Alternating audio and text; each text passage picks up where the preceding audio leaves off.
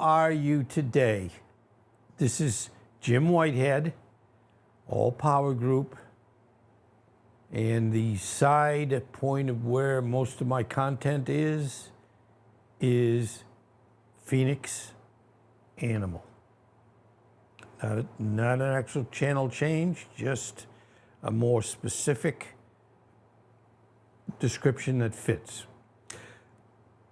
Today we're going to talk about Marley, the famous dog, and you'll see as I go along why he's considered famous. Anyway, here we go. Okay. You know, I really love doing these, and thank you for being here and supporting me. It's supporting an old guy, but being able to do this keeps me a young guy. So thank you very much. Okay. Marley, a lovable and mischievous Labrador retriever, became famous as the subject of the best-selling memoir, Marley and Me by John Grogan. Okay, Marley was born on February 13th, 1991.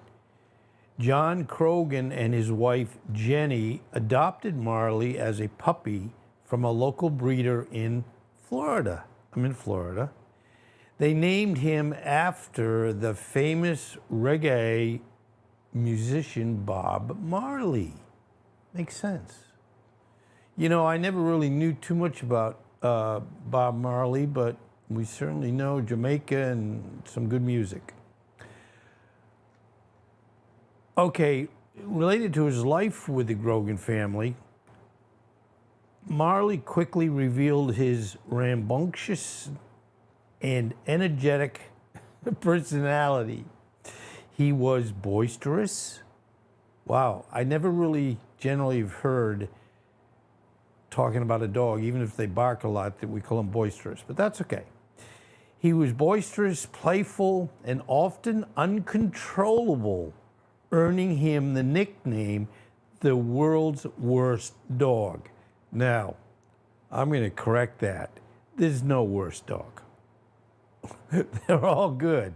They just have different behaviors. That's okay. All right, related to those behavioral issues, Marley's antics included chewing through drywall, swallowing valuable items, and failing obedience at school. I know, you probably say, Jim, these things aren't that funny. Okay, despite his mischievous behavior, he was deeply loved by the Grogan family for his affectionate and loyal nature. You know, there you go. You can take care of everything else, but when they're wonderful and great, you're okay. Okay. Poor Marley had thunderstorm phobia. Now, 99.12, made that up, dogs have and are afraid of thunder.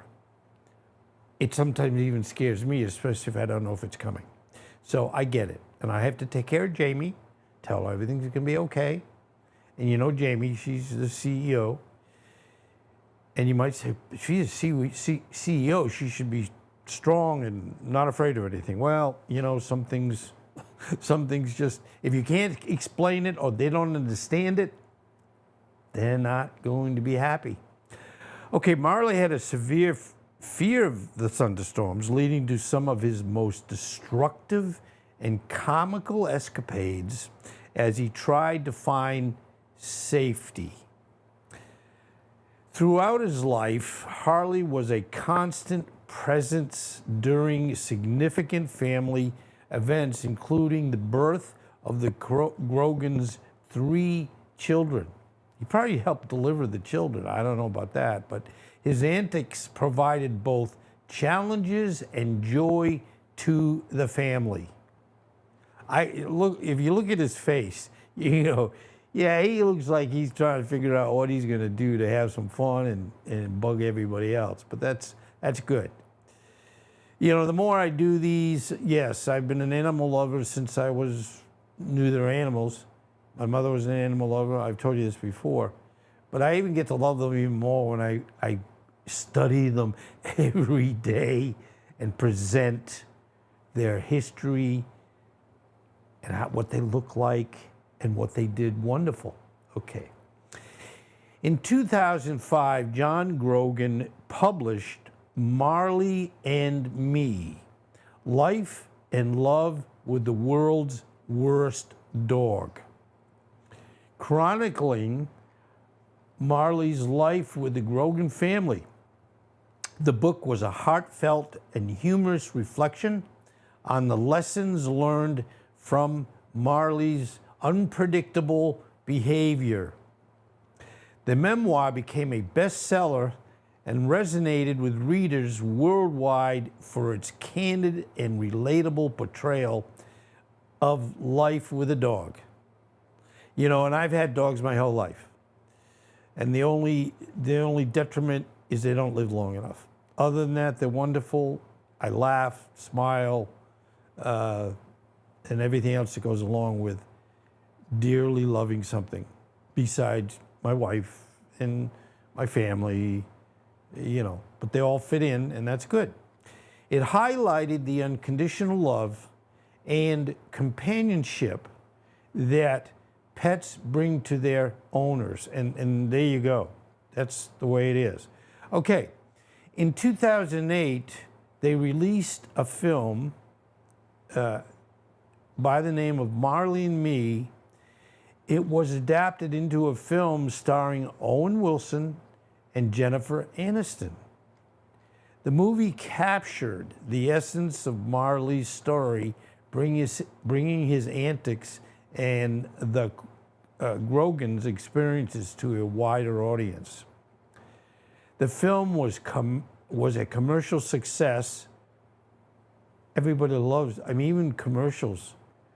And I always say, you know, I see more and more commercials that have animals.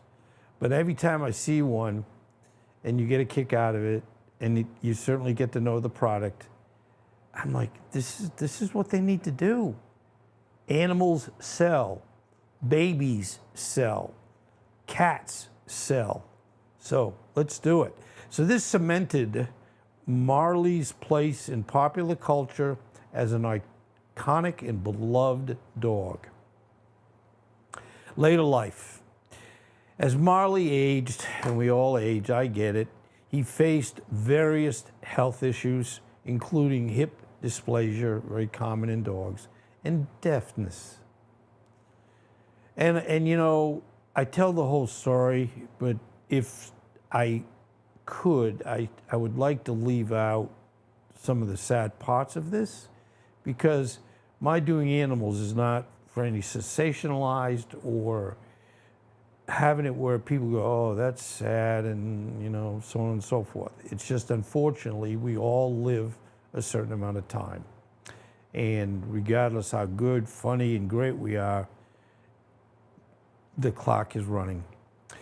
Anyway, despite these challenges, he remained a cherished member of the Grogan family. So, you know, dogs, yes, they have issues, but I think they have a higher toleration for pain than we do. We're probably considered wimps compared to the animals, but that, you know, we do it, and we keep going. Marley passed away on December 29th, 2003 at the age of 12. His death was a poignant moment for the Grogans and was deeply felt by readers of Grogan's memoir. His impact, cultural influence. Harley's story has had a lasting impact on readers and viewers, inspiring many to embrace the joys and challenges of pet ownership. The memoir and film have become touchstones for anyone who has experienced the unconditional love of a dog. Now, Jamie And yes, I admit the other three in the team, Miss Perfection and Big Orange and Big G, I admit they're not real. No, you're probably saying, "Oh, really, Jim? I thought you had an orangutan and a gorilla." But anyway, I don't. Harley's, Harley. I want to get a Harley. What do you think? Anyway, Marley's story also brought attention to the importance of adopting pets, understanding their needs, and the deep bonds that can form between pets and their owners. Marley's life as depicted in Marley and Me continues to be celebrated for its honest and heartwarming portrayal of the highs and lows of living with a spirited pet. That's a good way of saying them, spirited. Or misbehaving pet. His legacy lives on as a testament to the enduring love and joy that pets bring to our lives. And everyone I've had, I dearly love. And if anybody says to me, "Hey, who was your favorite?" I wouldn't answer it, because they all are wonderful. I mean, you'd say you have a one-dimensional mind here that you think every animal is great. It is. It is. We're blessed to have them. We're blessed to have them. Unknown caller.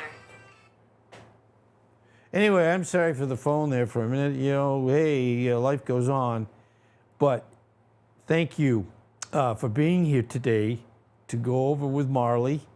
And I'm glad that every time I do a live, something happens that I'm not in control of directly. So I hope you understand.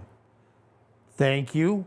And, you know, I do a shorter version of this in a little bit because, you know, within the short category and the short time limit, which, as I've said before, is only 59 seconds or less, I'm hoping, and YouTube's talking about it, of where they might say, okay, a short can be anywhere from, you know, 1 second up to, let's say, 2 minutes, let's say. So anyway, if you're listening, let's help me here. Because, you know, the last thing I'll say, when you're doing a topic, and of course this is live and I can talk as much as I want, and I know you're saying that's dangerous, Jim, when you can talk as much as you want, but when you're doing a presentable short, it is very hard to really get into that 59 seconds or less in what I consider a worthwhile presentation. You have to cut this out, you gotta cut that out, you can't put as many pictures. So I'm not complaining. You're saying, Jim, if you don't like it, don't do it. But I do, so I like it. But sometimes you just have to be honest. But anyway, be well. See you in a little bit. Take care, and thanks again.